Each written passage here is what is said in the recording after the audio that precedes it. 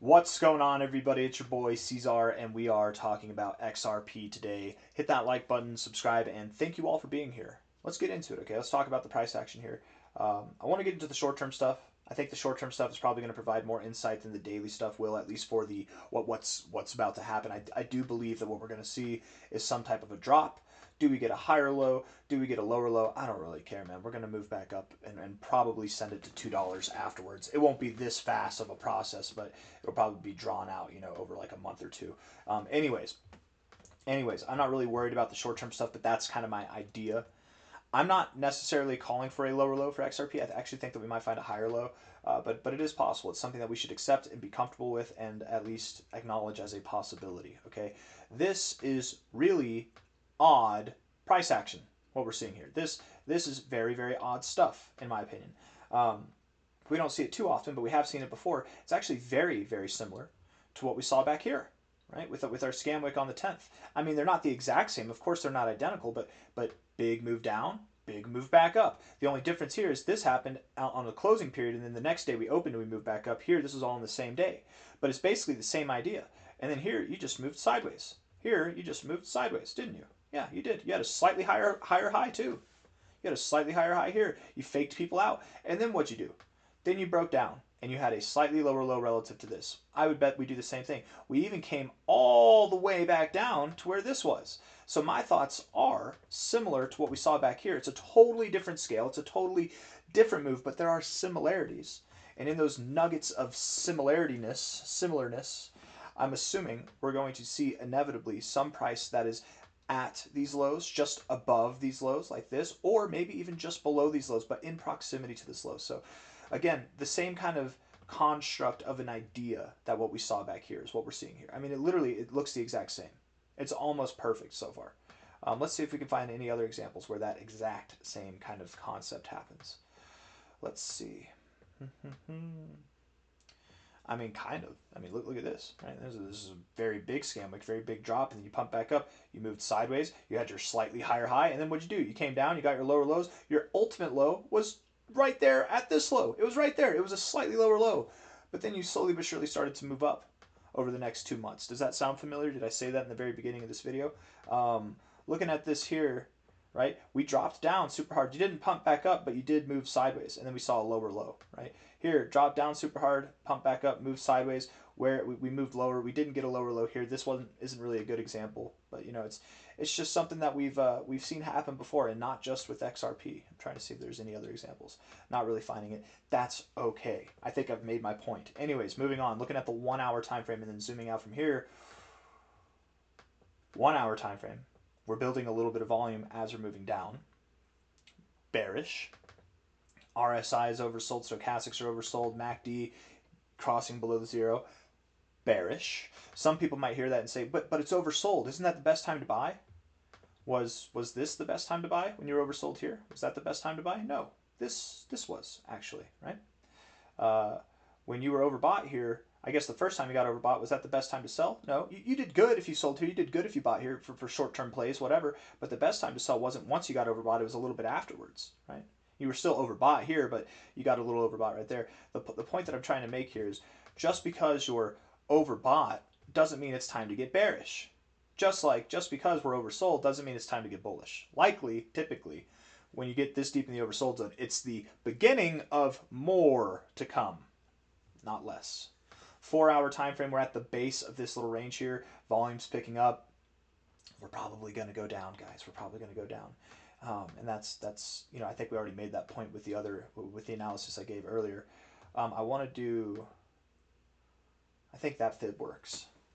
I think what we're going to see here is likely a move down either to the golden ratio or to the 786, 886 area, whatever it is.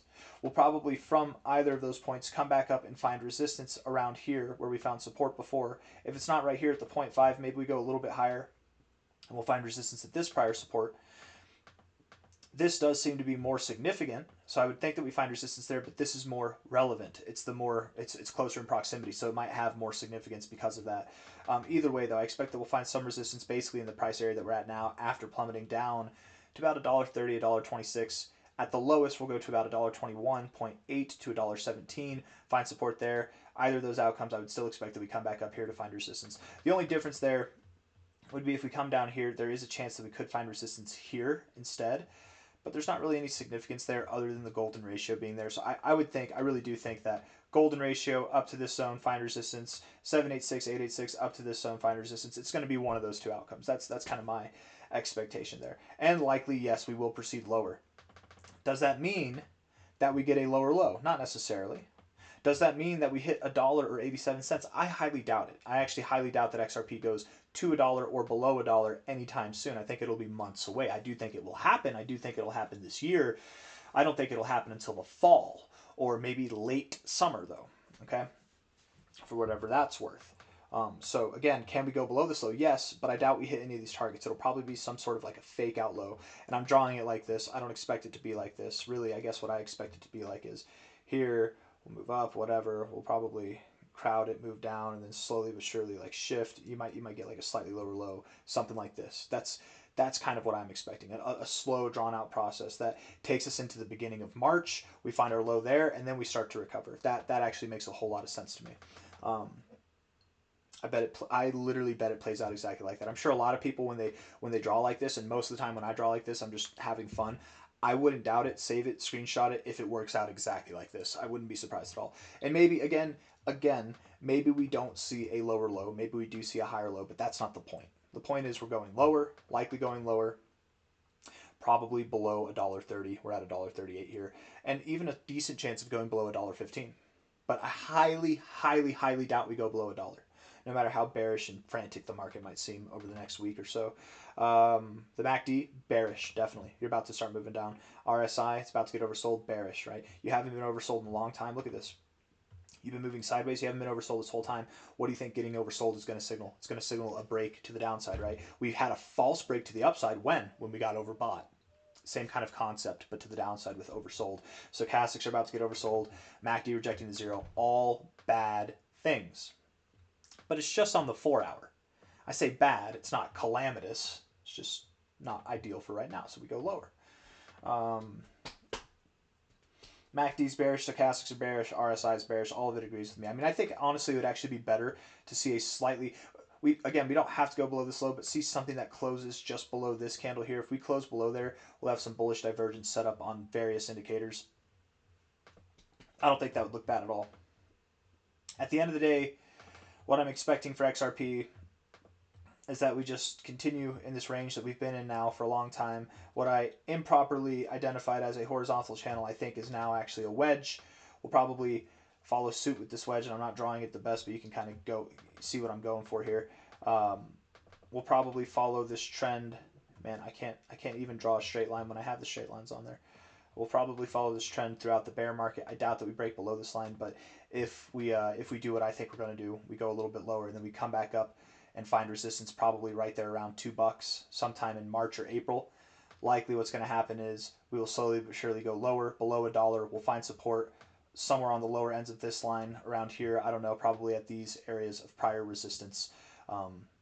As low as like 70 cents, as low as maybe 65 cents, maybe as high as something that's around 90 cents or 80 cents, but still below $1. And that likely, again, I think happens sometime in July, August, or September. Specifically, I'm thinking August, but July, August, or September. That's my name in the hat. That's what I'm voting for there, or that's my guess. Anyways, hit the like button, subscribe. Thank you all for being here. If you're looking to accumulate XRP for the long term, I think this is as good of a price as any to start DCAing, but I also think if you just hoard cash and you wait and you're patient and you don't FOMO on any pumps that might come, I think that if you're patient, you wait like 4 months, 5 months, 4 months, 5 months, you're probably going to be very happy. Probably. Anyways, take care, hit that like button, subscribe. I'll see you on the next one. Bye-bye. I guess it'd be more like 5 or 6 months. Anyways, ta-ta.